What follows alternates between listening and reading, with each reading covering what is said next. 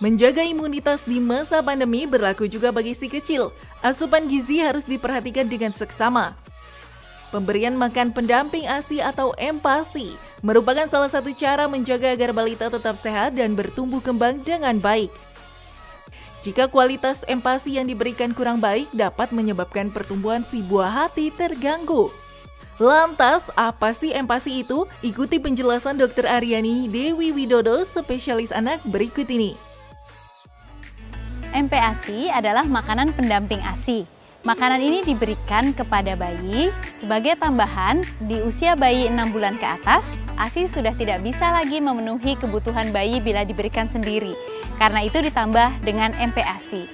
Nah, hari ini kita akan membahas dengan seorang ibu muda dan bagaimana hal-hal yang harus diperhatikan dalam pemberian MPASI. Halo, Ciluk Mbak. Halo.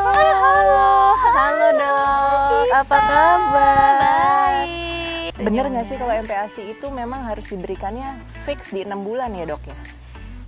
MPASI itu sebetulnya tergantung pada kesiapan bayi. Nah, namanya kesiapan bayi itu kan sebetulnya bisa berbeda-beda ya, karena setiap anak yang berbeda-beda pasti kesiapannya juga berbeda-beda. Tapi apa sih yang harus diperhatikan dan kapan kita tahu bahwa si bayi itu sudah siap? Nah, ada yang namanya kesiapan fisik, ada yang namanya kesiapan psikologis. Kesiapan fisik itu contohnya saluran cernanya sudah siap untuk mengolah makanan padat. Kemudian bayi pada saat didudukkan sudah bisa menahan kepalanya tetap tegak. Karena kan tidak mungkin ya makan sambil begini. Kemudian kesiapan psikologis itu contohnya apabila seorang bayi itu udah tampak tertarik. Kita sudah tampak tertarik kalau diberikan makan, maka mulai diberikan makan ya. Dan kemudian bayi juga sudah harus bisa memberikan cues atau tanda-tanda bahwa dirinya kenyang. Kalau sudah ada hal-hal itu, maka kita boleh mulai memberikan MPASI. Oh, pas banget nih dok, karena anak saya ini melihat saya makan tuh bawaannya pengen ngambil makanannya, pengen cobain. Berarti itu memang salah satu tanda-tanda kesiapan fisik ya? Artinya dia memang sudah tertarik gitu ya. Oke. Nah berikutnya nih dok, kalau sudah tahu sudah siap, berarti kan kita juga harus mempersiapkan menu yang memang cocok ya dok ya? Betul. Apa sih dok menu yang cocok untuk MPASI? Buah-buahan saja atau buah dan sayur saja gitu? Nah, untuk memulai MPASI kita kan harus melihat beberapa hal. Kita harus melihat jumlahnya, kemudian jenisnya apa, betul nggak?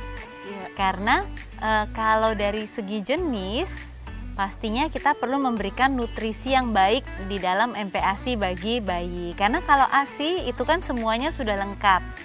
Tapi pada saat usianya sudah 6 bulan, maka kebutuhan bayi sudah melebihi yang mampu disuplai oleh ASI saja. Jadi ASI tetap kita lanjutkan, tapi didampingi juga dengan makanan pendamping ASI.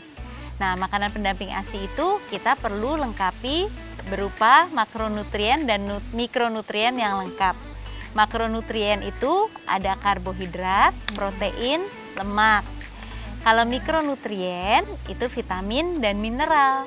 Nah, semua itu perlu ada lengkap di dalam MPASI supaya bayi tetap mendapatkan nutrisi yang seimbang dan lengkap. Dok mau tanya nih dok, kalau misalnya MPASI itu boleh nggak sih dikasih telur, udang, seafood gitu kan? Karena ibu-ibu suka khawatir itu bikin anaknya alergi dok. Nah, sebetulnya memang bisa membuat alergi pada sebagian anak. Sebagian anak yang apa? Yang memang ada kecenderungan untuk alergi. Jadi kalau seorang anak itu memang ada kecenderungan untuk alergi, kadang-kadang kita menundanya terlebih dahulu. Tapi sebetulnya tidak ada salahnya untuk memberikannya secara langsung. Kalau kita berikan, kemudian makanan tersebut menunjukkan reaksi alergi, maka kita hentikan. Dan nanti akan kita perkenalkan lagi di atas usia 1 tahun. Tapi apabila bahan makanan tersebut tidak menimbulkan alergi pada anak, maka boleh dilanjutkan. Nah, masalahnya kadang-kadang kalau kita memberikan beberapa bahan makanan sekaligus, kita sering bingung. yang mana ya yang bikin Iya. alergi. Karena itu pada saat kita memperkenalkan bahan makanan baru, sebaiknya bersama dengan bahan makanan yang sudah lama diberikan dan sudah diketahui tidak menyebabkan alergi. Oh, dicampur dengan sama yang demikian, aman gitu ya, dikombinasi betul, sama yang aman. kita jadi tahu ya yang mana sih yang sebetulnya bikin masalah, dan itu bisa kita tunda dulu pemberiannya sampai nanti di atas 1 tahun.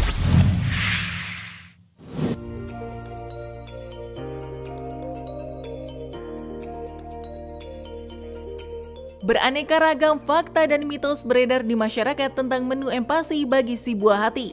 Salah satunya adalah balita tidak boleh mengonsumsi makanan instan. Padahal makanan instan untuk balita praktis untuk ibu yang sibuk. Benarkah?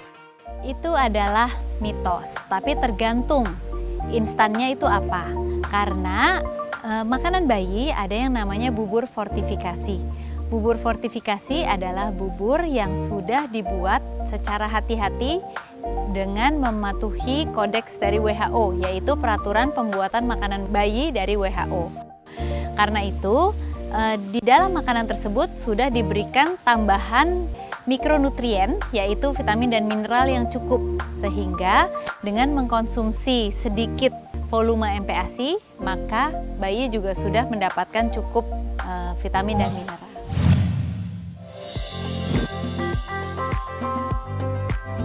Hati ayam seringkali dijadikan bahan untuk empasi.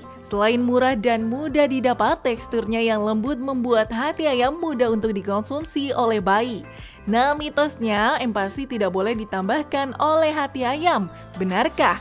Itu fakta atau mitos ya? Itu mitos. Hati ayam itu mengandung banyak zat gizi yang sangat baik bagi bayi. Di antaranya mengandung zat besi dalam kadar yang tinggi. Karena itu, hati ayam boleh diberikan sebagai salah satu MPASI.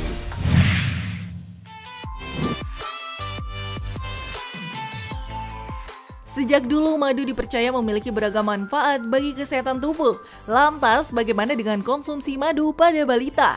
Mitosnya madu baik dikonsumsi untuk kesehatan balita. Itu fakta atau mitos ya? Itu mitos. Madu itu boleh diberikan kepada bayi berusia 1 tahun atau lebih, tapi tidak di bawah 1 tahun. Pada madu bisa terdapat kandungan kuman yang bernama Clostridium botulinum. Clostridium botulinum ini menghasilkan toksin atau racun yang bernama botox. Dan racun tersebut akan membuat kelumpuhan otot. Nah, bayi yang saluran cernanya belum matang sangat berisiko untuk dimasuki toksin atau racun tersebut, sehingga bisa menyebabkan kelumpuhan otot pada bayi. Penambah garam dan juga gula pada masakan bertujuan untuk menambah cita rasa pada makanan. Namun, banyak ibu yang tidak menambahkan penggunaan gula dan juga garam dengan alasan kesehatan bagi si buah hati. Mitosnya penambahan garam dan gula diperbolehkan pada empasi. Itu fakta atau mitos? Itu fakta. Garam atau gula boleh ditambahkan untuk pemberian MPASI.